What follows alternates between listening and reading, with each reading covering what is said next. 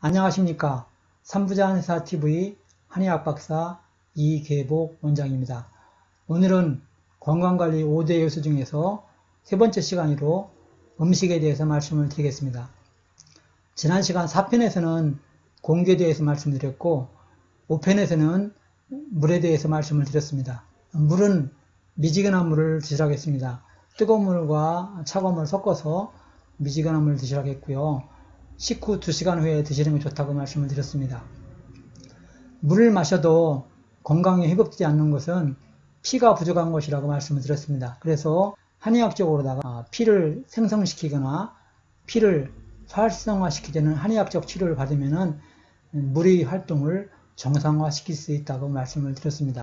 오늘은 세 번째 시간으로 음식에 대해서 말씀을 드리겠습니다. 건강관리 요소 중에서 위에 두 가지 공기와 물은 아주 큰 차이는 없습니다. 그런데 이 음식은 차이가 너무 많습니다.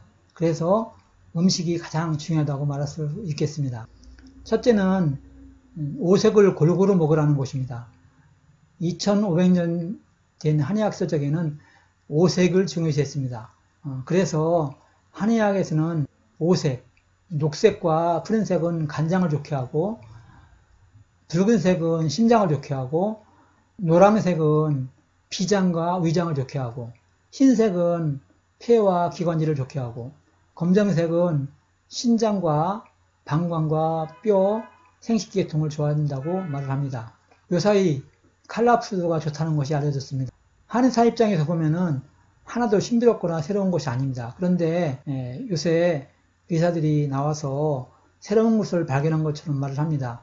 사실 가장 한국적인 것이 가장 세계적인 것이라고 했던 것처럼 우리 한의학에서는 그만큼 예전부터 이 오색을 중요시하고 실천했다는 것이죠. 제가 똑똑한 한의학이라고 명명한 것도 한의학만의 고유하고 위대하고 중요한 치료법과 섭생법이 있어서입니다. 오색에 대해서 현대적으로 말씀을 드리면은 칼라푸드가 폴리페놀 성분인 항산화 물질이 많다는 것이 밝혀졌습니다. 녹색에는 엽록소 등이 있어서 간장에 좋고 붉은색에는 리코펜이나 캡사이신이 들어있어서 심장에 좋고 노란색인 감귤과 오렌지에는 비타민C가 들어있어서 좋고 카르피노이드가 들어있어서 위장에 좋다는 것이 밝혀졌습니다. 그리고 흰색에는 항염증작용이 많이 있다고 하는데요. 도라지나 배, 무, 연근 등이 폐에 좋다는 것입니다. 검정색에는 안토시안이 들어있어서 심장이 좋다는 것이 밝혀졌습니다. 이것을 보면은 옛사람들은 오래전부터 오색의 중요성을 알고 실천했던 것입니다. 보통 사람들은 오색을 골고루 먹으면 됩니다. 그런데 병이 있거나 소화가 안 되거나 설사를 하거나 변비가 있다든가 몸이 좋지 않은 사람들은 체질에 맞는 음식을 먹으라고 말합니다. 음식의 체질 분류표는 인터넷에 많이 있는데요. 하단에 있는 저희 홈페이지에 들어가시면은 나와 있기 때문에 참고하시기 바랍니다. 두 번째로 지방과 단백질과 탄수화물의 비중을 말씀드리겠습니다. 여러 학자마다 차이는 있지만은 저는 지방 15%, 단백질 15%, 탄수화물 70%가 좋다고 말을 합니다. 그런데 놀라운 것은 한식이 이 비율에 가장 가깝다는 것입니다. 지중해 음식이 좋다고 한 적이 있습니다. 이것은 서양식에 비해서 좋다는 것입니다. 우유의 비율에서 어떤 분은 지방을 더 먹어야 한다고 말하는 분도 있습니다. 그런데 선배 한의사가 TV에 나와서 치아의 비율을 말씀하셔서 공감을 했는데요. 치아가 32개 중에서 송곳니가 4개입니다. 그러므로 송곳니가 육식을 먹으라는 사인이기 때문에 8분의 1만 육식을 하라는 것입니다. 그러니까 약 13% 정도 하나님이 육식을 먹으라고 하는 사인이 15% 정도 이내라는 것입니다. 그런데 지방이나 탄수화물을 많이 먹게 되면 지방 형태로 저장이 되기 때문에 비만이 된다고 합니다. 그래서 적당히 먹는 게 좋습니다. 여기서 단백질은 저장이 안 된다고 합니다. 그래서 단백질을 많이 먹게 되면 신장이 나빠지게 되는데요. 식사 시에 꼭 단백질부터 먼저 먹으라는 것입니다. 왜 그러냐면은 인체는 단백질이 부족하면은 다른 음식을 많이 먹었어도 더 먹기를 인체가 요구하기 때문에 먼저 단백질을 식사를 하게 되면은 다른 음식을 적게 먹게 되기 때문에 과식을 안 하게 된다는 것입니다. 그런데 놀라운 것은 지방을 줄일수록 성인병이나 암에 잘 걸리지 않는다는 것입니다. 이것은 너무 비율에 매달리지 말고 채식을 많이 하는 것이 건강에 좋다는 것입니다. 단백질 섭취를 너무 의식해서 고기를 많이 드시는 분이 있는데 저는 반대입니다. 채식주의자나 스님들을 보면은 육식을 많이 하지 않습니다. 그러니 단백질도 식물성 단백질이 더 좋고 그 다음에 생선이 좋습니다. 지방도 식물성 지방이 더 좋습니다. 조상 대대로 내려오는 한식이 건강식의 비율에 가장 근접하고 좋다는 것이 밝혀졌으니까 많이 실천하시기 바랍니다.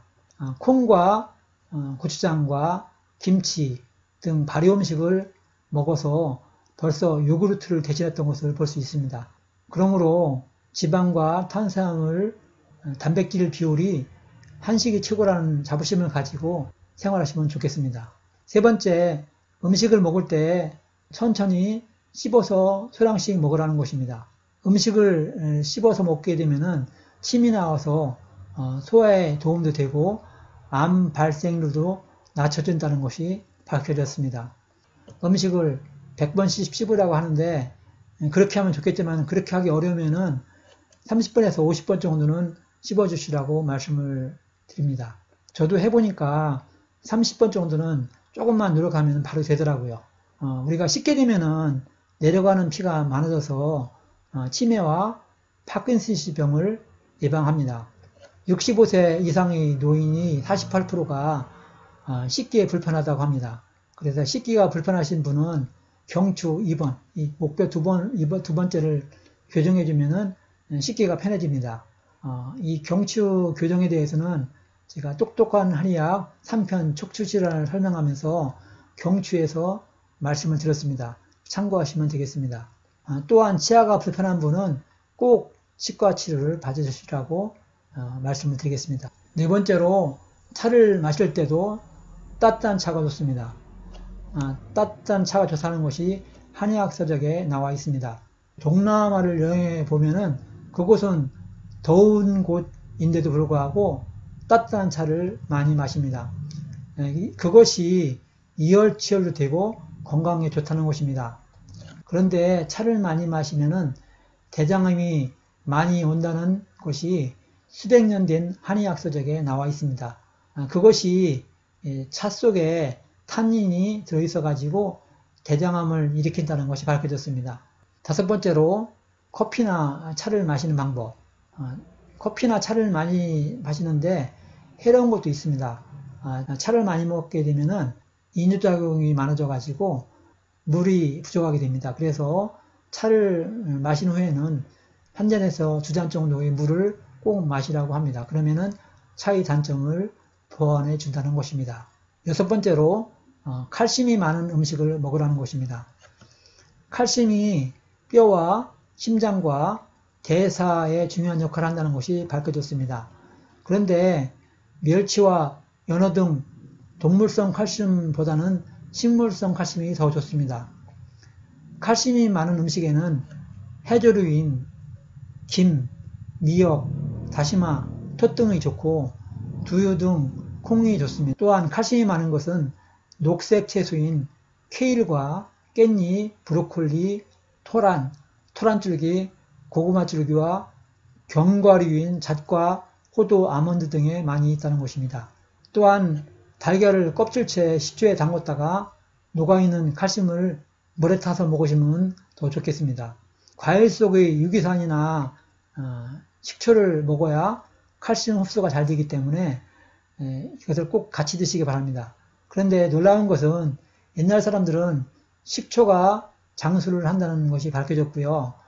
우리 한의학 서적에 보면은 뼈를 튼튼하게 하는 약 속에 산수유라든가 오미자 같은 약이 꼭 들어갑니다. 이런 것을 보면은 유기산이 뼈에 좋다는 것을 알기 때문에 그만큼 한의학 처방할 적에 꼭 그걸 넣어서 처방을 했다는 것이죠. 그만큼 한의학은 앞서간다는 것입니다. 음식은 일반적인 건강관리에 많이 중요합니다. 참고하셔서 음식을 통해서 질병을 예방에 도움을 받기 바랍니다.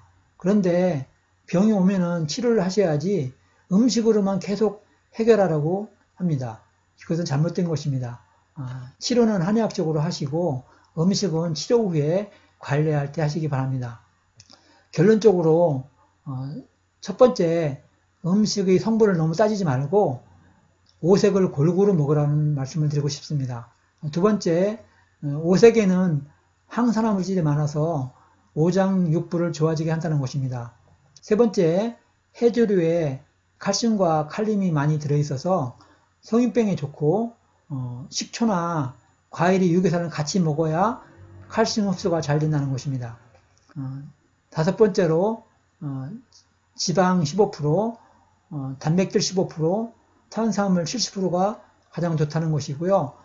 우리나라 음식이 이 비율에 가장 접근되어 있다는 것입니다. 그래서 몸에 병이 있거나 약한 사람은 체질에 맞는 음식을 먹으라고 말씀드리고 싶습니다.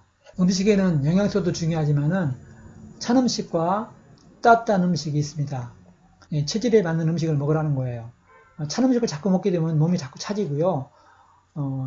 뜨거운 음식을 자꾸 먹게 되면 몸이 뜨거워져요. 뜨거운 사람이 뜨거운 걸 먹게 되면은 열을 발산시켜서 배출되기 때문에 탈진이 오고요.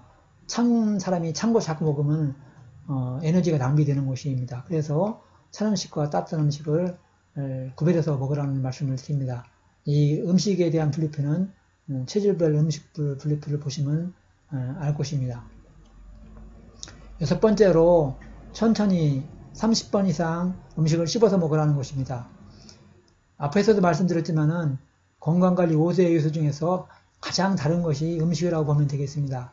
그래서 후천적으로 이 건강관리를 하기 위해서는 꼭 음식을 잘 알아서 체질에 맞게 복용하면 건강에 많이 도움이 될 것이라는 말씀을 드리겠습니다. 다음 시간에는 건강관리 5대 요소 중에서 네 번째로 운동에 대해서 말씀을 드리겠습니다.